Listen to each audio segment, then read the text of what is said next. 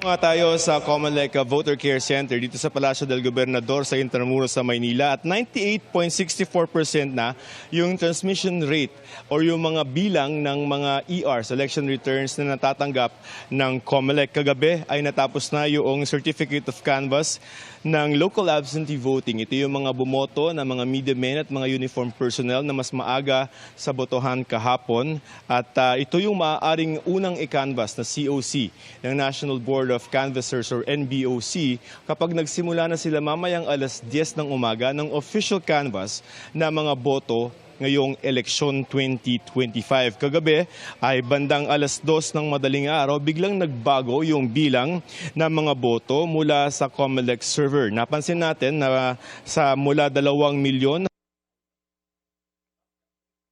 hanggang tala ng mga boto. Ayon sa isang opisyal ng Comelec na nakausap natin kanina lamang, maaaring aggregation tool ang sanhi nito. Paliwanag ng opisyal, maaaring may nagkakapatong-patong sa mga datos na ipanadala nila. Halimbawa, sa unang batch ay mula dun sa 10 presinto ang datos. Sa susunod na padala, bukod dun sa mga bago o fresh na mga datos, ay kasama pa rin sa ipinapadala ng Comelec yung nauna na datos mula sa unang 10 presinto.